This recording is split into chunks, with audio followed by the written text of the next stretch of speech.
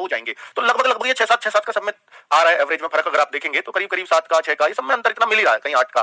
तो आप ये मान के चल सकते हो करीब करीब बच्चे 7 क्वेश्चन तो हर कोई कह रहा है कि मैं तुक्के लगा के आया हूं, यानी जिनका मैं श्योर नहीं हूं लेकिन मैं तुक्के मार के आया हूं। तो लगभग लगभग 6-7 के लिए तो हर बच्चा मानता है कि मैं तुक्के लगाकर आ रहा हूं। ये हर शिफ्ट का हाल है बच्चों। अब खुद देखिए जिस शिफ्ट में सबसे कम अटेम्प्ट है और उसी में करेक्ट भी सबसे कम ही होगा, कोई बात नहीं हो या ना हो, पर अटेम्प्ट इसमें सबसे कम हो पा रहा है, इसका मतलब है कि ये शिफ्ट जरूर हार्ड आई होगी।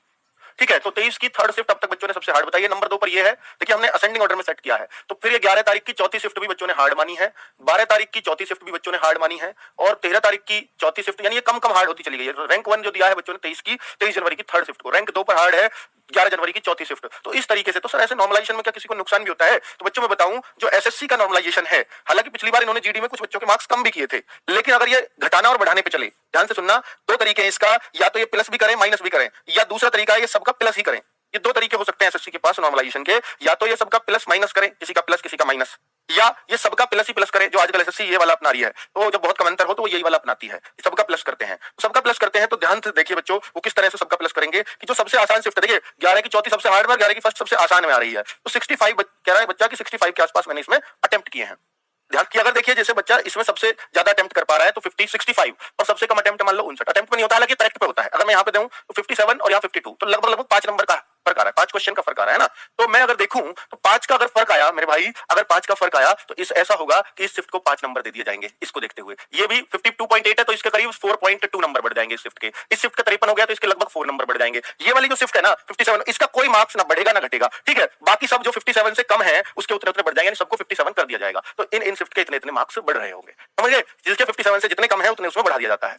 अब बच्चों एक तो ये तरीका है, दूसरा तरीका कि प्लस माइनस कैसे करते हैं। दूसरा तरीका एक तो यह कि सबके 57 करे जाएं, जिसको जितने कम पड़े उतने बढ़ा दिया जाता है। समझ में आ गया बच्चे गणित? दूसरी बात है कि भैया जो ओवरऑल एवरेज क्या चल रहा है 54.3। अब जैसे जिन बच्चों के 54.3 से कम है उनके तो बढ़ेंगे, जैसे इनके कम है तो इसका 2.3 बढ़ जाएगा, इसका 2 पॉइंट समथिंग बढ़ेगा या 1 पॉइंट समथिंग बढ़ेगा, इनका भी 1.2 या 1.3 बढ़ जाएगा। लेकिन जिनके 54.3 से ज्यादा जा रहा है, जैसे यहाँ से 54.3 से ज्यादा यहाँ जा रहा है, तो इनके इतने कम हो जाएंगे, 0.5 कम होगा। इसका पॉइंट अगर आप देखेंगे तो इसका थोड़ा सा और ज्यादा कम होगा, यानी और इसका 54.6 है तो इसका और ज्यादा कम होगा। तो इस तरीके से चलता रहेगा, है ना। वही 54.6 है तो इसका जो कम होगा 0.3 होगा इसके हिसाब से। 55.3 है तो इसका कम कितना होगा? इसका होगा बच्चों, इसका कह सकते हैं कि 1 मार्क्स के आसपास इसका कम हो जाएगा, ठीक है। तो प्लस माइनस किया तो सारा खेल 3 या 4 नंबर का रहेगा, 3 नंबर का। ये यहाँ दिखा रहा है कि 3 नंबर, किसी के प्लस, किसी के माइनस, किसी का 2, किसी का 1, किसी का आधा, इस तरीके से सारी चीजें आ जाएंगी। लेकिन अगर सबके में प्लस किया तो 5-5 क्वेश्चन तक आ सकता है। 5 क्वेश्चन मतलब 10 मार्क्स तक का, और यहाँ 1 1.5 2 3 3 नंबर का 3 क्वेश्चन का मतलब 6 मार्क्स तक प्लस माइनस हो सकते हैं। यहाँ पर ये आइडिया हमें हो जाता है। अपने सिर्फ देख सकते हैं। अगर मैं देखूं कि एसएससीजीडी का जो डेटा है, जो करेक्ट बच्चे ये दावा कर रहे हैं कि मेरे 75 प्लस करेक्ट है, ऐसे 0.1% बच्चा दावा कर रहा है कि मेरा 75 प्लस करेक्ट होंगे। अब मैं करेक्ट का डेटा बता रहा हूं, अटेम्प्ट का नहीं। 70 प्लस जो दावा कर रहा है बच्चा वो 1.3% बच्चा ये कहता है, यानी 14,000 में से 166 ने दावा किया है कि मेरे 70 प्लस सही है, और 65 प्लस बच्चे 1103 बच्चों ने दावा ठोका है 14,000 में से, लगभग 8.72% हो गए।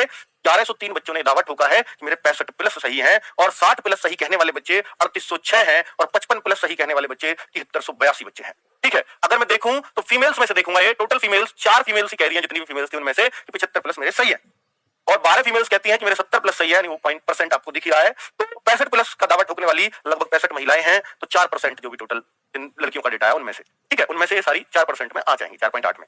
60 प्लस सही कहने वाली इतनी लड़कियां हैं, 55 प्लस सही कहने वाली 585 लड़कियां हैं, ठीक है। तो ये आपको एक डेटा जो भी आपने गूगल फॉर्म भरा था उसको कंपाइल करके जो भी हमने उसमें से बेस्ट कंक्लूजन निकाला वो आपके सामने रख दिया।